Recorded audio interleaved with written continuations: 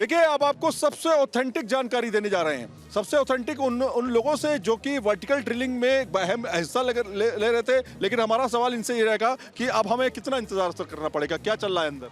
अंदर अभी एक्सकवेशन कर रहे हैं और एक बेसिकली प्लेटफॉर्म से बना रहे हैं ताकि सारे के सारे बंदे के बाहर आ जाए। मॉक ड्रिल्स अंदर हुई हैं जो हमारे को अंदर तक की बात है। हमारा काम खत्म हो गया है, हमारी मैन पावर और हमारे केमिकल्स बाहर आ गए हैं।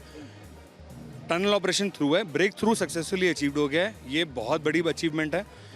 हो सकता है कि शाम तक धीरे धीरे आदमी आ जाएंगे। अभी जितने भी रेस्क्यू ऑपरेशन वाले सारे एनडीआरएफ के अंदर मॉक ड्रिल्स चलेंगी। उनको सबको बताया जाएगा कि आपको किस तरीके से ऐसे बंद करके आना है, पैनिक नहीं करना है, क्योंकि 60 मीटर का लेंथ ऑफ टनल है। 60 मीटर कम से कम नहीं तो 185 फीट का डिस्टेंस है। उस 185 के डिस्टेंस को कवर करने के लिए पैनिक क्रिएट ना हो, क्लॉस्ट्रोफोबिक ना हो, उनको मॉक ड्रिल समझाई जा रही है, उनको काम डाउन करा जा रहा है। न्यूट्रिशन अंदर भेजा गया है। न्यूट्रिशन अंदर जाने के बाद में जब वो थोड़ा स्टेबल हो जाएंगे, दवाइयाँ जितनी भी एक्स्ट्रा देने के बाद में उनको सारा को वापस बुलाया जाएगा। जैसे ये हैं आपके साथी हैं, मान लेते हैं हम छोटा सा ड्रिल कर लेते हैं। ये आपके एक साथी हैं और ये आप हैं जो कि एनडीआरएफ के जवान हैं। आप कैसे करेंगे, मतलब किस तरह से करेंगे? क्या आप उनको सजेशन देंगे, क्या बताएंगे? ये जो आपने एक पोजीशन बताई कुछ इस तरह से, ये क्या स्ट्रेचर पर लेटने वाली पोजीशन? स्ट्रेचर पे लेटने वाली पोजीशन है। ये एनडीआरएफ का प्रोप्राइटरी रेस्क्यू। किस तरह से आप करके बताइए। ये एकदम ऐसे करके लाएगा ताकि उनका फ्रिक्शन रिड्यूस हो और उनके जब जाएं तो इनका पाइप पे टच ना हो, और ताकि जो पाइप जा रही है वो जो स्ट्रेचर है, वो स्ट्रेचर बीच में कहीं फंसे ना, बिकॉज उसको आराम से धीरे धीरे निकालना पड़ेगा ताकि रोप अंदर फंस ना जाए। ये एक टफ काम हो सकता है सर, आप खींच करके निकाल रहे हैं, लेकिन उसमें पहिए लगे हुए हैं क्या? स्ट्रेचर में पहिए लगे हुए हैं स्ट्रेचर में। अच्छा, हाँ जी। वो कितना समय लगता होगा सर एक को बाहर निकाल? पैनिक नहीं करना चाहिए। ये बहुत ही ज़्यादा क्यूरेटेड ऑपरेशन है, जिसको कहते हैं ना, एकदम साहिस्ता तरीके से उनको बाहर निकाला जाएगा। बहुत ही ज़्यादा क्यूरेटेड ऑपरेशन है ये। तो उस चक्कर के अंदर इनको आराम से बाहर निकालना चाहिए, पैनिक क्रिएट नहीं करना चाहिए। टनल थ्रू हो गई है, ये सबसे अच्छी बात है। सब लोगों ने यहाँ पे बहुत अच्छा योगदान दिया है। Everything is through. अब आराम से बस आदमी को निकलने का। वहाँ पर जो स्ट्रेचर होगा, दर्शक थोड़ा सा ये समझना चाह रहे हैं, जो स्ट्रेचर होगा उसमें लेटने में कोई किसी तरह की दिक्कत तो नहीं होगी? और क्या स्ट्रेचर पर उनको बांधा भी जाएगा? नहीं, वो तो बेल्ट्स होती हैं, बेल्ट्स के साथ में टांग के वो एनडीआरएफ के ऊपर है कि वो कैसे उस चीज़ को लेके आते हैं। उनका प्रोप्राइटरी ट्रैक। पैनिक आपने कहा, पैनिक नहीं करना है, पैनिक नहीं करना है उसको। जल्दी बुलाने के चक्कर में नहीं, आराम से। वो एनडीआरएफ बहुत अच्छी एजेंसी है। तो कितना मिनट लग जाएगा एक शख्स को बाहर निकालने में?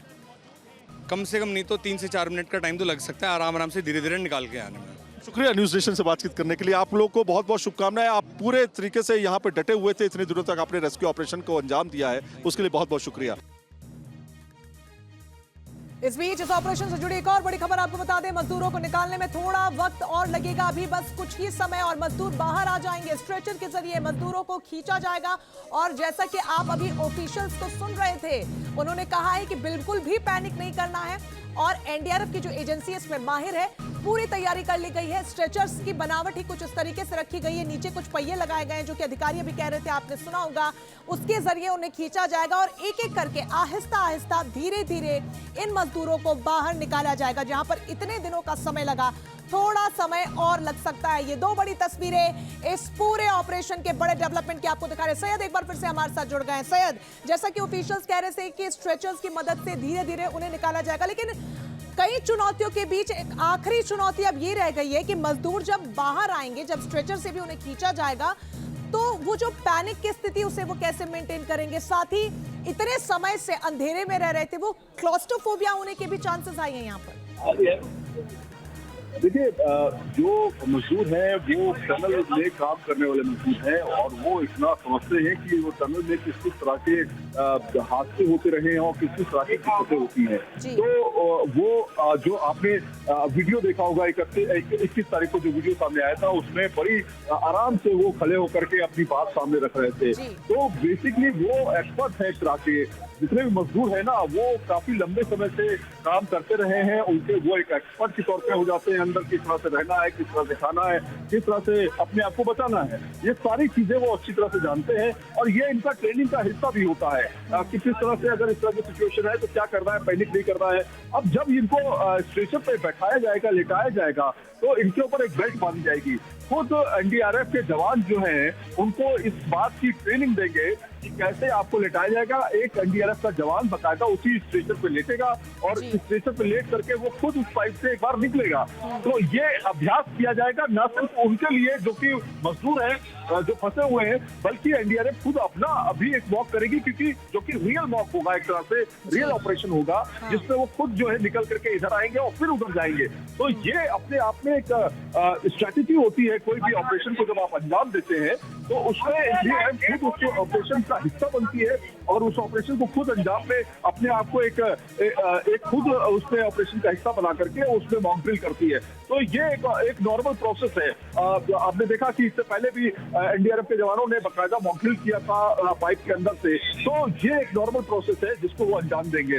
उसके बाद वो जब ये मेन ऑपरेशन शुरू होगा, इवैक्यूएशन प्रोसेस जब शुरू होगा, तब बकायदा उन मजदूरों को एक एक मजदूर को लेटाया जाएगा और लेटा करके उनको जो है सीधे भेजा जाएगा। इसमें जो 2-3 जो सुपरवाइजर का काम कर रहे हैं पिछले कई दिनों से, नेगी है और उसमें सभा नाम के एक शख्स है जो कि वो भी फंसे हुए थे कई दिनों से, तो वो भी कहीं ना कहीं मोटिवेशन का काम करते रहे हैं। इस समय मोटिवेशन की बहुत ज्यादा जरूरत है और ऑपरेशन, क्योंकि उनके अंदर उत्साह भी है इस बात को लेकर के कि अब वो निकलने का वक्त है, तो उनके अंदर कॉन्फिडेंस भी बिल्डअप हो चुका है। तो अब कुछ ही देर बाद जो है, कुछ ही वक्त बाद माना जा रहा है कि उस प्रोसेस को शुरू किया जाएगा। बिल्कुल सैयद, उसी घड़ी का इंतजार है जब ये ऑपरेशन पूरा हो जाएगा। बहुत शुक्रिया आपका हमारे साथ जुड़ने के लिए। तो पल पल के अपडेट्स हमारे सहयोगी सैयद आमिर हम तक पहुंचा रहे थे, जहां पर न सिर्फ तस्वीरें हम आपको दिखा रहे हैं बल्कि ये भी समझा रहे हैं कि किस तरीके से अब तक का ये रेस्क्यू का सबसे बड़ा ऑपरेशन अपने एंड स्टेज तक पहुंचने वाला है।